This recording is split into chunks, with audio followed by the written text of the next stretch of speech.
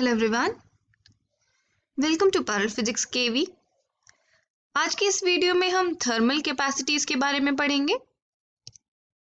मेरे पास एक ऑब्जेक्ट है जिसका मुझे टेम्परेचर इंक्रीज करना है, तो उसके लिए मुझे कुछ सर्टेन अमाउंट ऑफ हीट देनी पड़ेगी।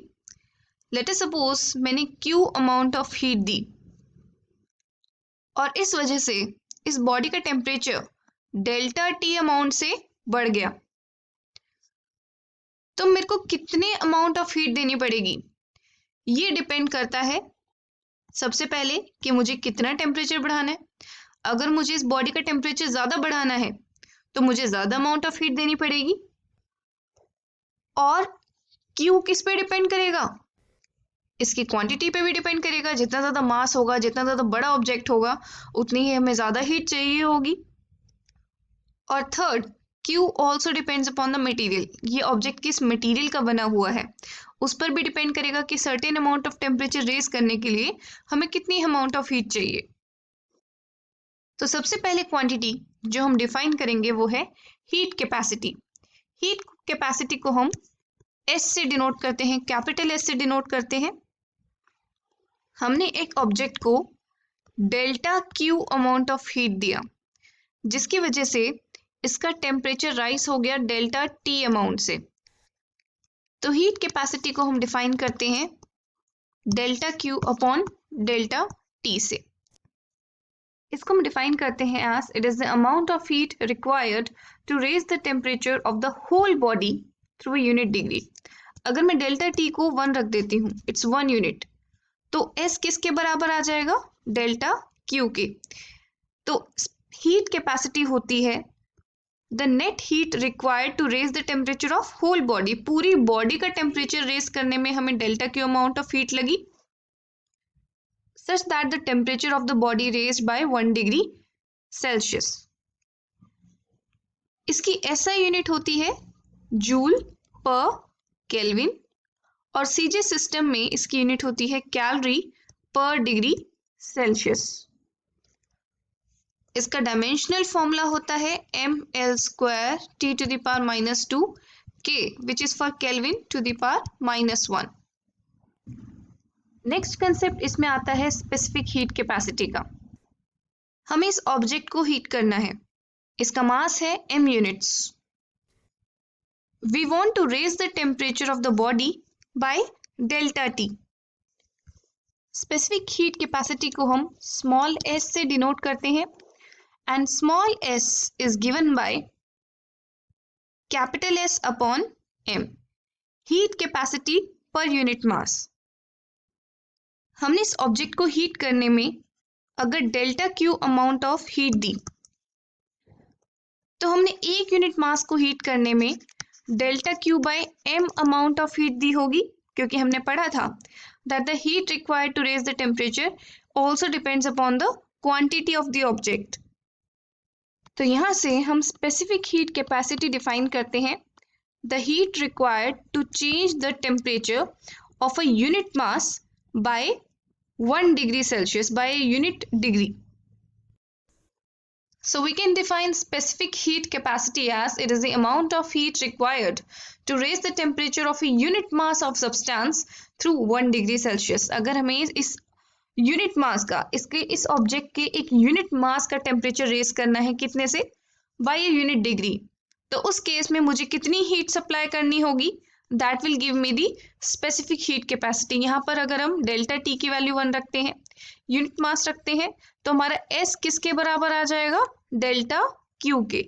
सो specific heat capacity will turn out to be equal to the amount of heat required. Specific heat capacity की SI यूनिट होती है जूल पर kg पर केल्विन और सीजे सिस्टम में इसकी यूनिट होती है कैलोरी पर ग्राम पर डिग्री सेल्सियस।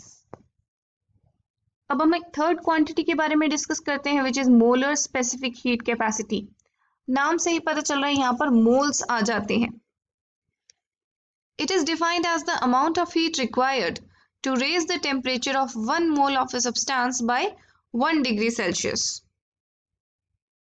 इसको हम कैपिटल सी से डिनोट करते हैं और इसका फॉर्मूला होता है 1/n delta Q upon delta T. अगर हमारे पास n मोल्स ऑफ सब्सटेंस है तो 1 मोल को हीट करने में हमने कितनी हीट सप्लाई करी सच दैट उस 1 मोल का टेम्परेचर 1 डिग्री से राइज हो गया। That heat will give me the molar specific heat capacity. और यहाँ पर भी हम देख सकते हैं, अगर हम n की वैल्यू 1 रख दें, 1 मोल लें और 1 डिग्री सेल्सियस से हम टेम्परेचर को राइज करें या फिर 1 डिग्री केल्विन से हम टेम्परेचर राइज करें, then specific heat, molar specific heat comes out to be equals to delta Q. इसकी SI यूनिट होती है जूल पर मोल पर केल्विन और CJ सिस्टम यूनिट होती है कैलोरी पर मोल पर डिग्री सेल्सियस। डायमेंशनल फॉर्मूला होता है ml² T⁻⁻2 K⁻⁻1 mole inverse. ये जो हमारा C है ये इस पे भी डिपेंड करता है कि मटेरियल कौन सा है, जस्ट लाइक हीट कैपेसिटी। हम आगे के चैप्टर्स में गैसेस के बारे में पढ़ेंगे जिसमें हम 2 तरह की हीट कैपेसिटी डिस्कस करेंगे, CP and CV। These are molar specific heat capacity at constant pressure and molar specific heat capacity at constant volume। Let us suppose हमारे पास सिलेंडर में एक गैस है जिसको हम हीट अप कर रहे हैं। एक साइड ऑफ सिलेंडर पे एक मूवेबल पिस्टन है। It's a movable massless and frictionless piston. जैसे जैसे ये गैस हीट होगी ये एक्सपैंड होगी, ये इस पिस्टन को ऊपर की तरफ धक्का मारेगी। तो यहाँ पर वॉल्यूम इंक्रीज हो रहा है लेकिन प्रेशर कांस्टेंट है। इस पर्टिकुलर कंडीशन में हमें 1 मोल का टेम्परेचर राइज करना है बाय 1 डिग्री सेल्सियस। तो हम जितनी हीट देंगे that will give me the CP, that is the molar specific heat capacity at constant pressure. अगर हम सेकंड केस लें तो ये पिस्टन फिक्स्ड है, ये पिस्टन मूव नहीं कर सकता। Now we are heating this gas. यहाँ पर वॉल्यूम सेम रहेगा लेकिन प्रेशर धीरे धीरे इंक्रीज होता जाएगा। तो इस केस में हम 1 मोल को हीट करने के लिए बाय 1 डिग्री सेल्सियस, इसका टेम्परेचर राइज करना है बाय 1 डिग्री सेल्सियस, इसके लिए हम कितनी हीट देंगे that heat will give me the molar specific heat capacity at constant volume. किसी भी गैस के लिए CP और CV की वैल्यूज डिफरेंट होती हैं, इसीलिए we have to talk about heat capacities at constant volume and heat capacity at constant pressure separately. Now let's talk about water. Water की specific heat capacity बहुत ज़्यादा होती है। A large amount of heat is required to raise the temperature by 1 degree Celsius. इसीलिए automobiles में it is used as a coolant, ठंडा करने के लिए यूज होता है। हॉट वाटर बैग्स में इसका यूज होता है क्योंकि ये इतनी हीट एब्जॉर्ब करता है, काफी टाइम तक हमारा हॉट वाटर बैग गर्म रहता है। It is also responsible for land and sea breeze.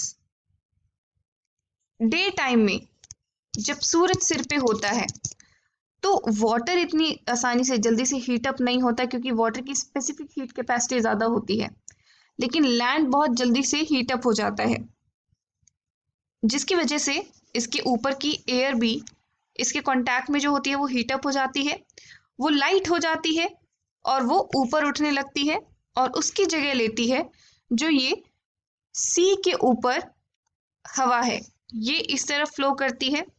तो दिन में जो हवा होती है वो सी से लैंड की तरफ फ्लो करती है और रात में जब सन छिप चुका होता है, इन दैट केस लैंड जो है वो बहुत आसानी से ठंडा हो जाता है।